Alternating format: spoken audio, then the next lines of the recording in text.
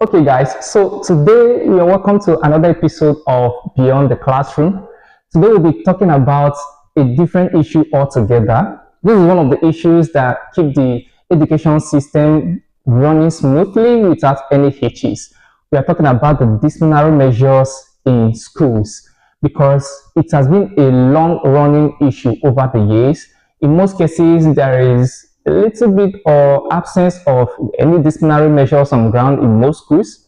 Some other times, there is also the extreme part of it where some proposed disciplinary measures or some meted out punishments for certain defaulters turn out to become abuse. So we're looking at some issues that tend to be a little bit of a problem in the educational setting or in the school setting, especially in the aspect of the discipline. I'll start with the let's start with this government-owned schools. As a student, there has been experiences where teachers flogged students to the point that they became brutalized and their bodies became sustained injuries in the process, all in the aim of trying to discipline the child. There has been also cases where the students are a little bit too white to be controlled. So it becomes an issue of two extremes. The problem now becomes how to find a middle ground so that we don't brutalize children and in the process we still don't allow them to grow out of control. But then in the private area or the private school setting side of it, it goes two ways too. Sometimes it's a little bit extreme, especially with a little bit of so much I don't know how to put it, but in most cases there is this so much restriction to the point that it could become mentally disabling for the students to even pull through. And then in some other cases it becomes a laissez-faire activity because school owners don't want to do things that will scare off parents from bringing their students to school. Then in other cases it could be the parents, because sometimes some parents don't like their children to be disciplined in whatever form.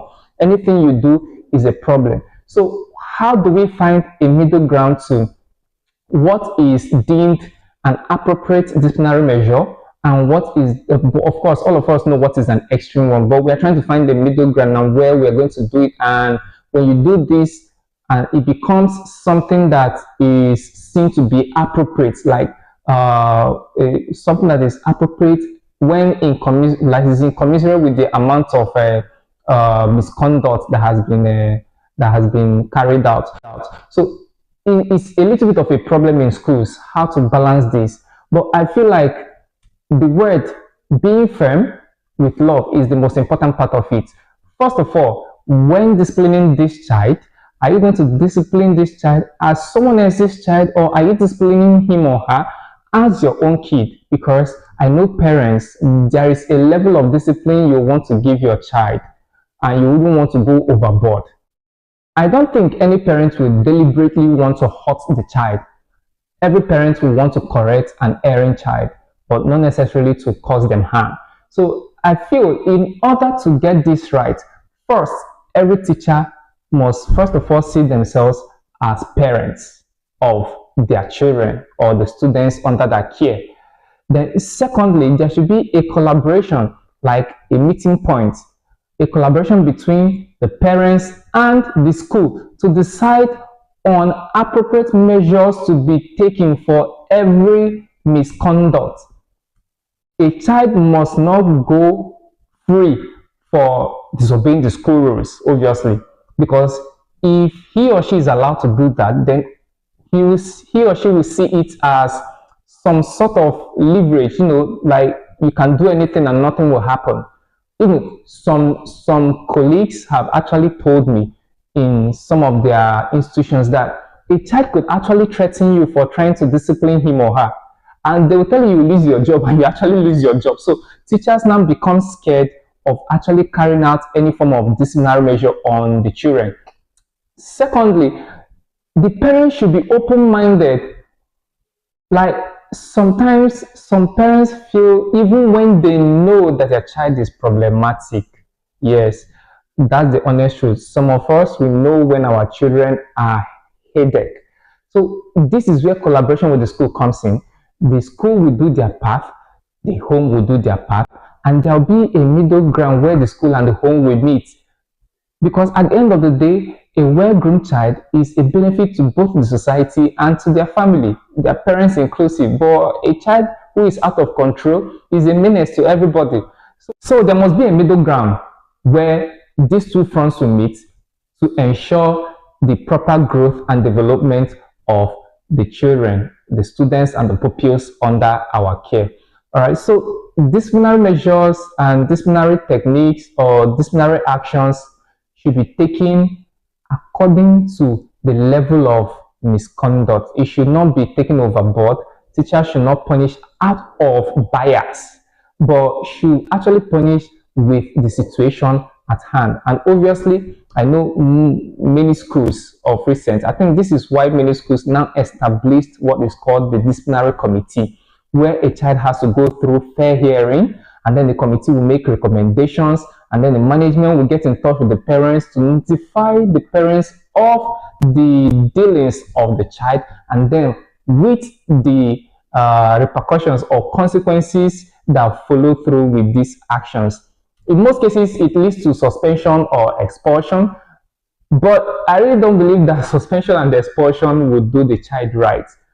If the guidance counseling unit is actually active, the child can be sent to meet the counselor to go through a counseling session, and obviously given a sort of punishment depending on the crime, depending on the crime committed, should be given some sort of punishment to serve.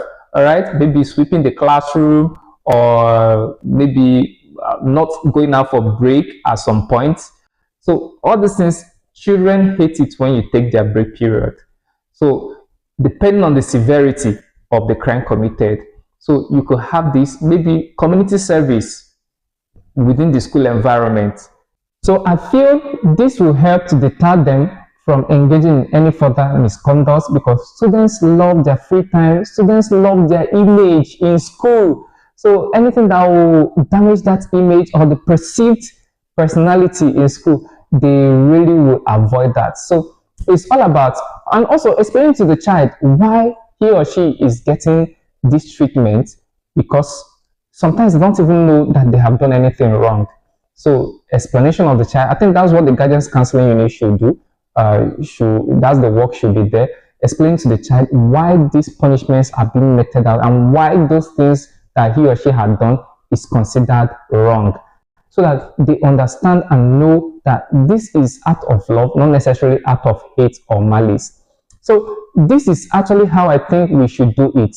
A collaboration between the home front and the school, and also explaining to the child the need why certain characters or certain behaviors should be avoided, and if in case he or she engages in such, this is the attendant consequences or punishments that will follow. So I want to hear your own thoughts.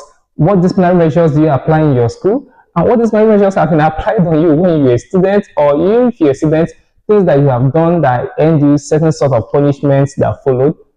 I would like to hear your thoughts on this and how best we can actually continue to make our school more inclusive and more fun.